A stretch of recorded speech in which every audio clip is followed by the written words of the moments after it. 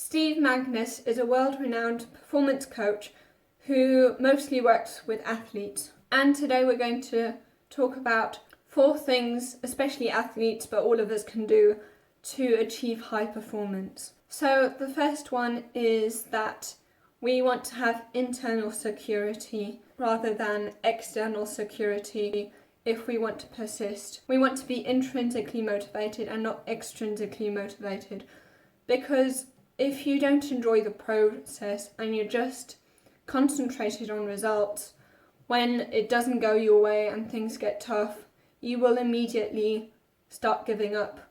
Also, when it comes to confidence, you want to have this internal security about feeling confident about the work you've done, how you've mastered your skills so far, opposed to having this external security, basically just faking your confidence and showing off how great you are. Most people think that confidence is thinking one's perfect, but actually, true confidence is being okay with the fact that you're not perfect.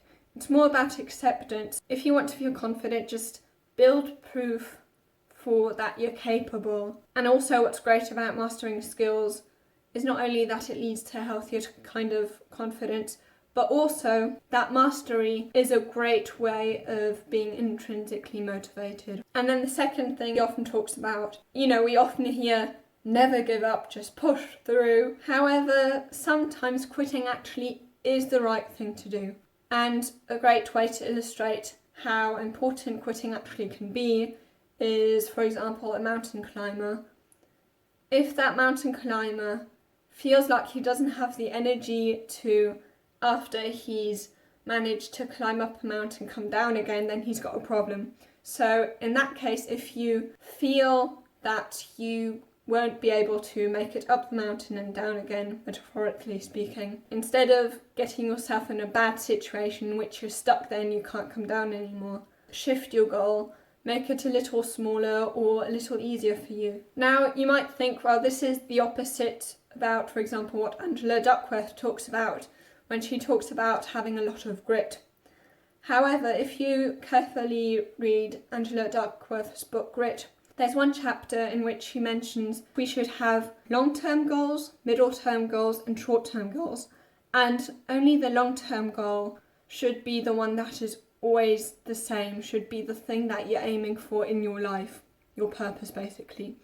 Whereas the middle-term goals and the short-term goals are the things you're going to do to lead you to that long-term goal, especially the short-term goals, but also the middle-term goals that you actually maybe even want to quit, want to change, once you do notice that there's a better method to getting to your long-term goal. So basically what I just said about shifting your goal in a way that will still lead you to your big long-term goal, but not being stubborn about the details about how you're going to actually get to that long-term goal. So basically, be stubborn about your vision, your long-term goals, and flexible when it comes to the details to getting there. And then the third thing, what he thinks is very important to emphasize, is that there's a big difference between normal pain and injury. Especially in the sports world, you always hear about how you want to push through the pain.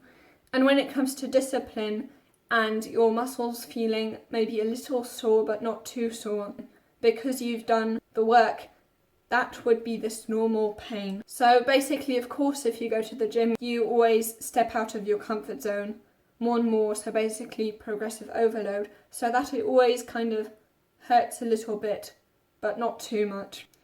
And that is the only way that your muscles actually grow, if you actually train them to the point that they're not used to that kind of exercise yet, but it's not so much that you are injured. And there's a big difference between progressive overload when it comes to the gym. Overtraining is what would be causing you injuries. And in those cases, if it's an injury, you definitely don't want to push through the pain. Only if you are sure that it's the normal pain that you're used to. Reacting is basically reacting immediately without thinking about it to the current situation, for example, yelling or doing any kinds of other things that you will regret in the long term. Whereas responding is when you've thought about how you want to react first, give yourself enough time to think about whether you really want to do that action. And then once you've thought about it, doing what you intend to do. Responding is reacting in a way that is intentional, whereas reacting is just being reactive, being kind of passive. Somehow we tend to think that being angry when you lose shows that you're kind of, masculine, strong, or what do I know. You look as if everyone should be afraid of you because you're yelling around and making a scene and intimidating everyone. It's actually a sign of weakness because you haven't prepared for the situation and you haven't thought about how you want to react, and you're just passively reacting to what your emotions are kind of telling you to do. There's this great Viktor Frankl quote which says that there is a gap between stimulus and response, and that gap is called freedom. So basically, if you want to respond, you want to make sure that you use that gap between stimulus and response in a helpful way, in a way that isn't destructive. And this is why Nia Eyle's 10-minute rule works so well. So basically the 10-minute rule is not saying that you can't have it, because we often tend to do whatever we are not allowed to do, even when it's ourselves telling ourselves that we ought to do something.